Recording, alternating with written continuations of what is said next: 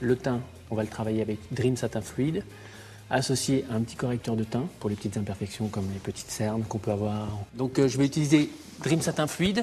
Je t'ai pris la teinte beige doré. Pourquoi j'ai pris cette teinte? Parce que quand tu regardes par rapport à cette couleur, tu vois, quand je regarde par exemple ton buste et ton cou, tu as cette teinte qui est un peu dorée. Donc ce qui est bien, c'est d'avoir la même teinte qui s'associe après au niveau du visage. C'est-à-dire que tu n'as pas de démarcation entre ton visage, ton cou et ton buste. Donc là, je le travaille, je le chausse sur la paume de la main et je le travaille en le lissant. Comme une petite crème de visage, comme une crème de base. Je le lisse vers l'extérieur en partant du front, vers les tempes. Je l'applique sur la pommette et je l'étire. Malgré que ce soit un fond de teint qui est léger à la sensation, il est quand même couvrant. Il a cette comment on pourrait dire, cette façon de bien unifier le teint et de couvrir les petites imperfections. Léger à la sensation, mais couvrance optimale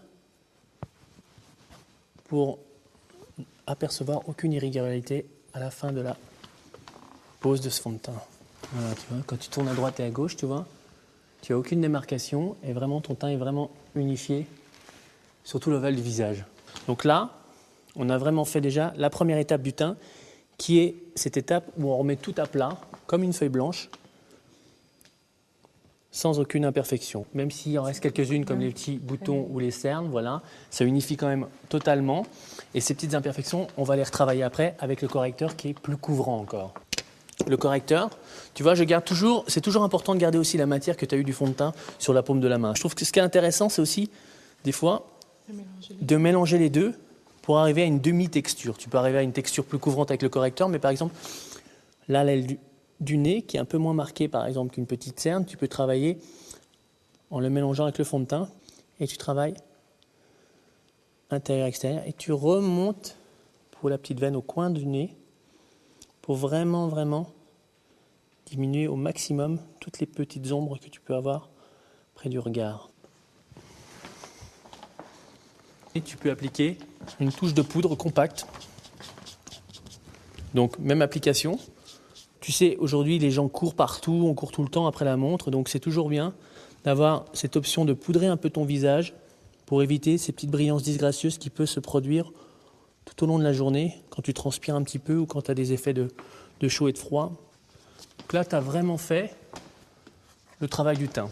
Comment embellir ce teint? Donc tu vas travailler avec un blush. Tu peux avoir des blushs dans les tons rosé, beige, mordoré. Après, tu vas les utiliser d'après ta couleur de peau. Par rapport à toi qui a une couleur de peau qui est légèrement dorée, tu vois, tu as ce côté qui n'est pas diaphane, tu vois, tu es plus dans quelque chose un peu chaud. On va travailler avec un mandarine. Le mandarine qui est avec une touche de rose dedans. Tu peux l'appliquer aussi bien en rond pour amener ce côté un peu casual, ce côté un peu bonne mine, ou tu peux le travailler en l'étirant, où tu vas plus sophistiquer ton visage et lui donner une structure. Tout l'excédent de produit sur la paume de ta main et tu vas le travailler sur la pommette saillante en remontant et en descendant légèrement. Tu fais un petit sourire, comme ça me facilite la position du blush. En faisant ce petit sourire, la pommette s'accentue et tu peux avoir plus facilement voir l'endroit où tu vas appliquer ton blush.